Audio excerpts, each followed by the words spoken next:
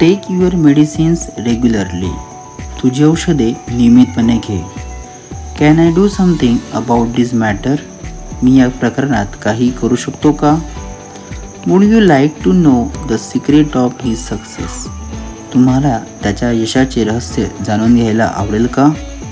He was happy to see that his plan was getting success. तो त्याच्या योजनेला यश मिळत होते हे पाहून आनंदी होता. The woodcutter was sharpening his axe. तो त्याच्या कुऱ्हाडीला धार लावत होता. The fisherman spread his net to catch fish. मच्छीमाराने मासे पकडण्यासाठी त्याचे जाळे पसरवले. His wife brings his mid day meal to the field. त्याची पत्नी त्याचे दुपारचे जेवण शेतात आणते. He was given an extra homework as a punishment. त्याला शिक्षा म्हणून एक जास्तीचा गृहपाठ देण्यात आला. He has work out all the sums. त्याने सर्व बेरजा केल्या आहेत. How unkind you are. किती निर्दयी आहेस तू. This book contains moral stories for children.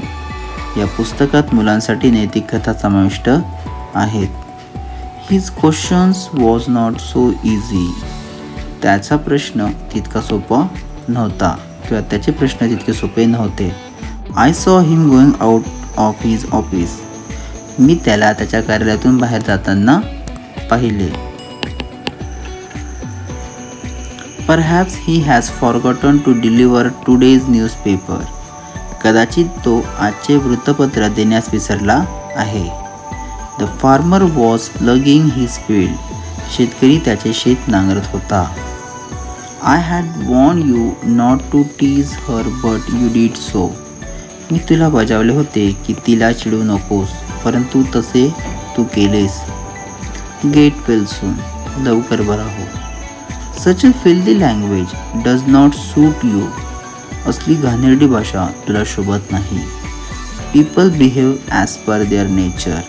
लोक आपल्या स्वभावानुसार वागतात. You can talk to the principal in this regard. तू या बाबतीत प्राचार्यांशी बोलू शकतो. He is not coward as you think him to be. He is not coward as you think him to be. तो तुला वाटतो किंवा तुम्हाला वाटतो तसा भित्रा नाही. You have committed some grammatical mistakes in your letter. तू तुझ्या पत्रात काही व्याकरणाशी संबंधित चुका केल्या आहेत. The police caught the smuggler at the airport. पोलिसांनी तस्कराला विमानतळावर पकडले. The Indian constitution has given us a freedom of speech. भारतीय राज्यघटनेने आपल्याला भाषण स्वातंत्र्य दिले आहे.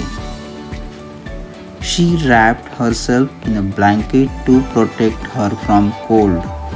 तिने थंडीपासून बचाव करण्यासाठी स्वतःला एका घोंगडीत गुंडाळले.